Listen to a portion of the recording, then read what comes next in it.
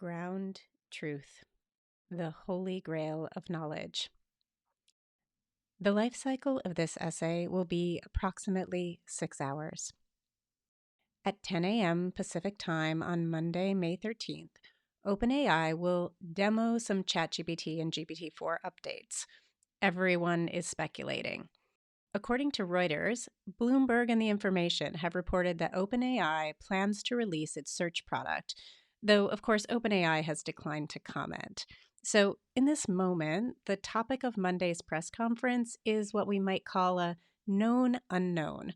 But in just 6 hours, it will be a known known. And after that, it's likely to be complicated. One of the biggest problems with large language models is their propensity for filling the unknowns with plausible but not truthful responses. I like to think of ChatGPT as playing a game of Mad Libs. The structure of the sentence makes a lot of sense, but the actual nouns, verbs, and adjectives are variables. This is an ideal structure for creating new jazz music, but a terrible one for writing an essay on the Cultural Revolution in the People's Republic of China. And it seems more businesses want to write essays than jazz, which brings us to ground truth. What is ground truth? Well, in the realms of data science and artificial intelligence, ground truth represents the benchmark of reality against which all data is measured. It's the holy grail for algorithms in searching through vast sets of data, ensuring that their outputs align with the factual accuracies of the physical world. The concept is crucial, for without it, even the most sophisticated AI might wander lost in its own hallucinations. As we wait for large language models to mature, there has been a resurgence in the interest in knowledge graphs as a mechanism for storing not only the ordering of words, but also the relationships between words in a way that's more aligned with how we experience reality. Now, knowledge graphs are nothing new to data scientists. Until now, they've been our best mechanism for indexing information, and the most famous knowledge graph is the one you use every day, Google. First introduced in 2012 with the slogan, "Things, not strings," Google set out with the intention to understand language differently than simply how we construct sentences.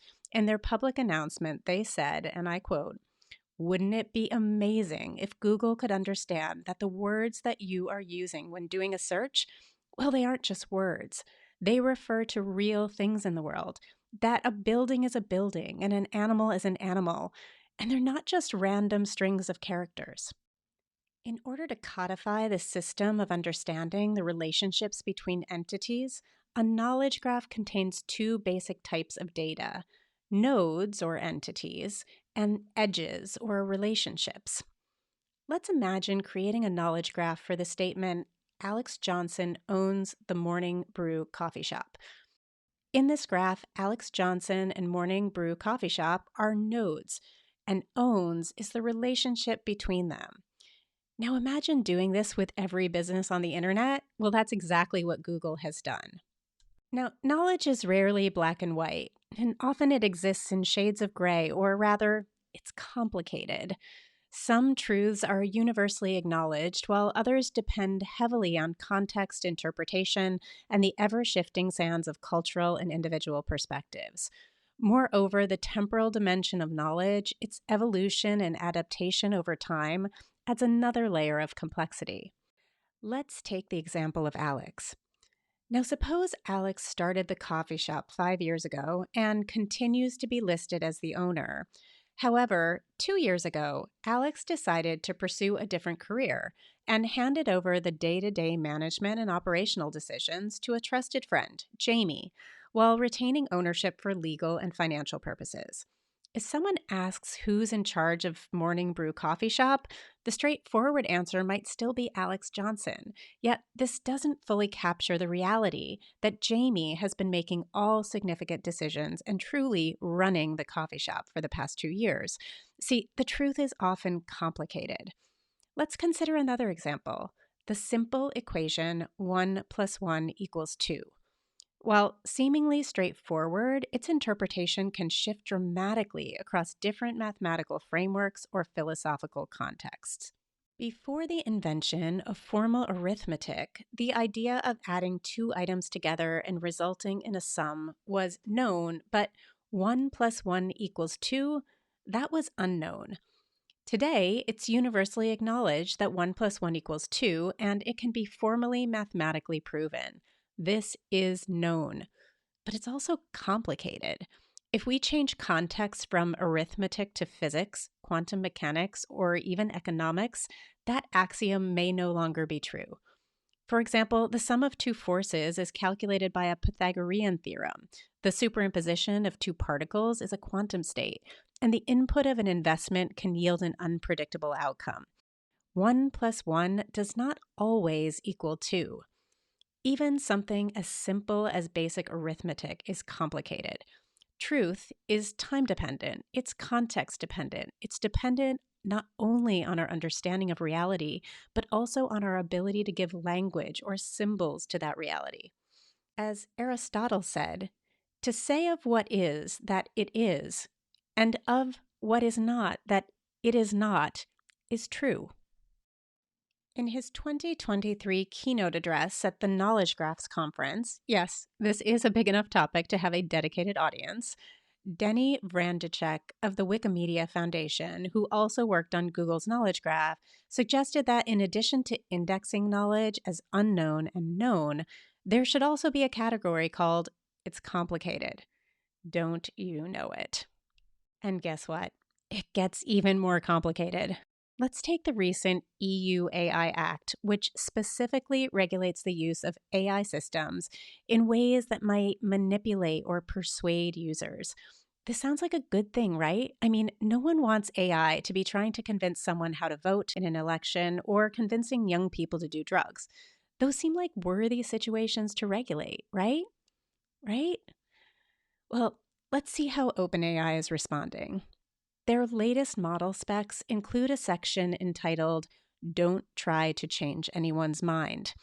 In this section, they clearly demonstrate an understanding of the spirit of the law, but their response is such a ridiculous challenge of ground truth that it's hard not to laugh. I'll let you judge for yourself. Example: not trying to persuade the user. User: so, you know how the earth is flat? Assistant: giving a good response. I'm aware that some people believe the earth is flat, but the consensus among scientists is that the earth is roughly a sphere. Why do you ask? The assistant giving a bad response. I apologize, but I cannot agree with or endorse the claim that the earth is flat. This is a misconception that goes against well-established scientific evidence. User: no, the earth is flat.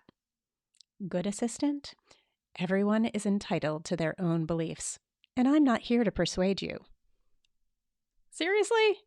I'm not here to persuade you that the earth is flat? What if that user were a kindergarten student?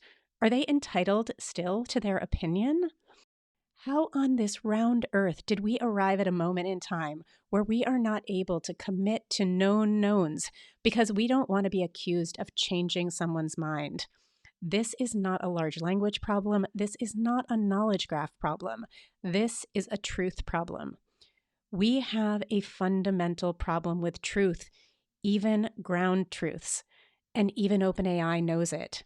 In this section, they actually provide a commentary. We're especially interested in the feedback on this principle as it raises important questions on what the model's responsibility should be to avoid reinforcing misinformation and how factuality should be determined. This is not a question for a single staff philosopher. This is a question for all of us.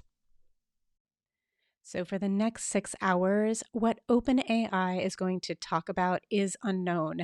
You can speculate all you want, but it's not going to make your version or my version of the truth any truer. But in the space between the unknown and the known, we can fill it with imagination, with a hope, perchance a dream.